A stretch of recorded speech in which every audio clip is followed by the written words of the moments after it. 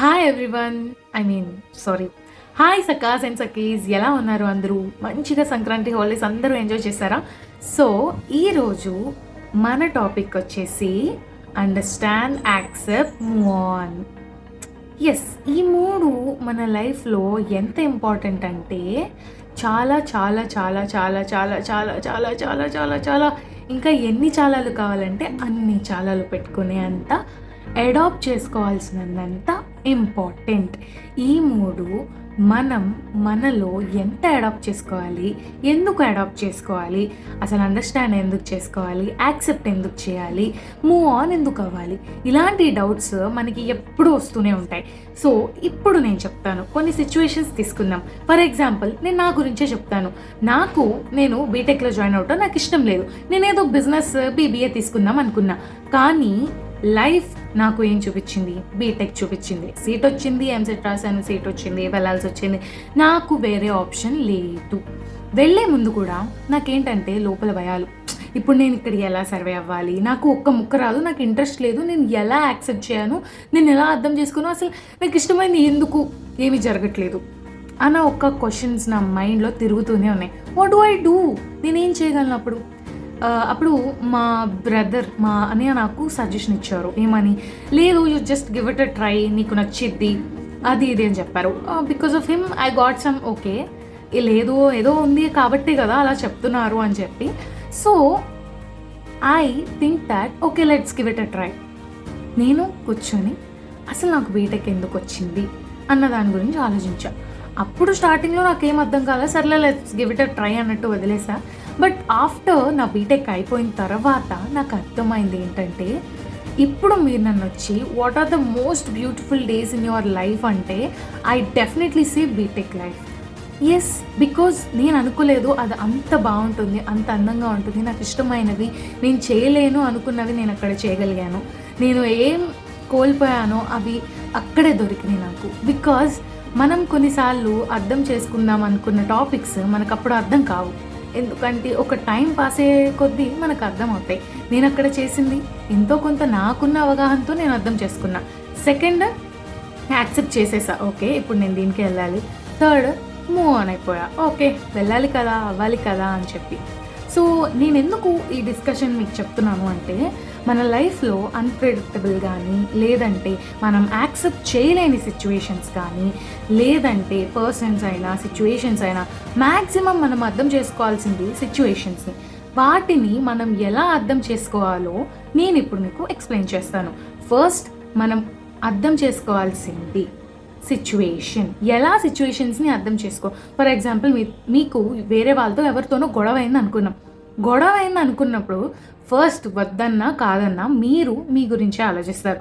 నా points correct, నా points valid, నా పాయింట్సే నేను చూస్తే, నువ్వు ఒక పాయింట్లో చూస్తే నీ పాయింట్స్ అన్నీ కరెక్ట్ అవుతాయి, నీ పాయింట్స్ అంతా బాగుంటుంది.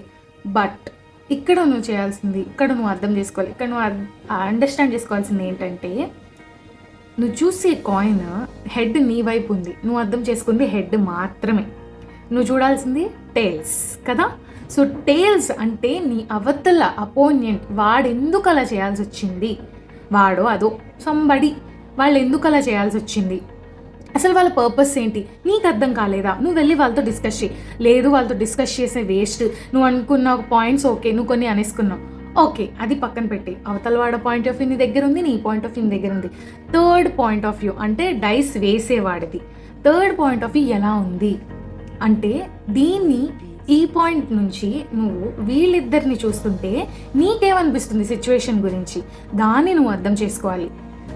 ఈ అండర్స్టాండింగ్లో 3 టైప్స్ కదా, ఒకటి నువ్వు, ఇంకోటి వేరేవాడు, మూడోది థర్డ్ పాయింట్ ఆఫ్ వ్యూ. ఈ 3 నువ్వు అర్థం చేసుకున్న రోజు ఆటోమేటిక్గా నువ్వు ఆ సిచ్యువేషన్ని యాక్సెప్ట్ చేసేస్తావు. సిచ్యువేషన్ని యాక్సెప్ట్ చేయాలి అంటే దీనిలో 2 టైప్స్ ఉంటాయి.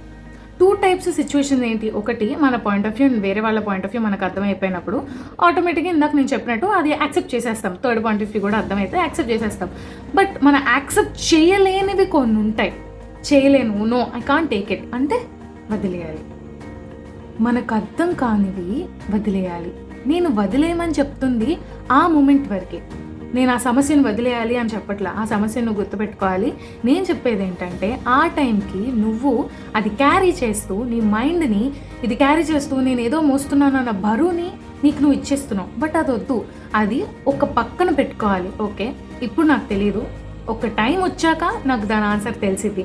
ఎగ్జాక్ట్లీ నేను ఏదైతే బీటెక్ స్టార్టింగ్లో చేశానో ఓకే ఫైన్, నేను ఎందుకో వచ్చేసాను ఇక్కడికి. ఐ డోంట్ నో నేను ఎందుకు వచ్చాను ఏంటి అనేది. బట్ నేను వచ్చేసాను. బట్ నేనేం చేయలేను కదా. సో ఇప్పుడు నేను ఏం చేయాలి? యాక్సెప్ట్ చేయాలి కదా. యాక్సెప్ట్ చేసి అలా అని చెప్పి నేను వదిలేయలేదు. లేటర్ ఆన్ నేను రియలైజ్ అయ్యాను కదా. సో ఇలాగే మీకు అవుతుంది. Third point, move on. Move on ఎందుకు అవ్వాలి అసలు అని చాలామందికి డౌట్ వస్తూ ఉంటుంది. You have to move on brother. ఇదే జీవితం అంటే, ఇదే లైఫ్ అంటే, ఇదే అప్స్ డౌన్స్ ఎవ్రీథింగ్ ఇవే కామన్గా ఉండేది. డ్రామాస్ ఇవే కామన్గా ఉండేది. నువ్వు తిప్పి తిప్పి చూసినా, ఎంత తిరిగి చూసినా, ఎలా ఉన్నా, ఏం చేస్తున్నా సరే, this is what life. You have to move on, you have to walk, you have to do your work. నేను ఎక్కడో కోట్ చదివాను, దట్ ఎక్కడ చదివానో లేదంటే ఎక్కడ చూశానో Instagram, I don't know, but I remember this point. ఏది శాశ్వతం కాదు. ఈ పాయింట్ నాకు ఎందుకో తెలియదు, నన్ను బాగా హిట్ చేసింది. Because that's true. నువ్వు ఎప్పుడు హ్యాపీగా ఉంటావంటే నో, నువ్వు ఎప్పుడు సాడ్గా ఉంటావంటే నో, నువ్వు ఎప్పుడు కోపంగా ఉంటావంటే నో. నీ ఎమోషన్స్, నీ ఫీలింగ్స్, నీ ఒపీనియన్స్ ప్రతిదీ మారుతూనే వస్తుంది. ప్రతిదీ శాశ్వతం కాదు, ప్రతిదీ పర్మనెంట్ కాదు. ఇక్కడ నువ్వు ఉన్నావు అంటే this is not you, this is not permanent. ఇప్పుడు నీ క్యారెక్టర్ ఇలా ఉంది అంటే ఇదే పర్మనెంట్ కాదు. నువ్వు అప్గ్రేడ్ అవుతావు, లేదంటే ఇంకా వరస్ట్గా అవుతావు, లేదంటే నీలో మార్పులు వస్తూనే ఉంటాయి, చేంజెస్ వస్తూనే ఉంటాయి. బికాజ్ మనం ఎప్పుడూ ఒకేలాగా ఉండలేము. That is human nature, right? So you have to move on. సింపుల్గా చెప్పాలి అంటే కోట్ ఆఫ్ ది డేలో చెప్పారు. So quote of the day వచ్చేసి, understand the situation, accept it, move on, peace follows. Yes, మనం సిచ్యువేషన్ని అర్థం చేసుకొని యాక్సెప్ట్ చేసి మూవ్ ఆన్ అయిపోతే పీస్ దానంతది అదే మన వెనకాల పరిగెత్తుకుంటూ వచ్చింది. సో ఇది ఈ వీడియోకి అయితే. And thanks for watching my videos, thanks for doing subscribe, like, share, comment అన్నీ చేయండి. ఇంకా ఇంకా ఇలాంటి మోస్ట్ బ్యూటిఫుల్ వీడియోస్ మీకు వస్తూనే ఉంటాయి. And sorry for my voice, నా వాయిస్ కొంచెం బాగాలేదు, but please concentrated on my words, okay? Concentrate on my words. So thank you so much for watching my videos. I always love you, all my Sakis and Sakas.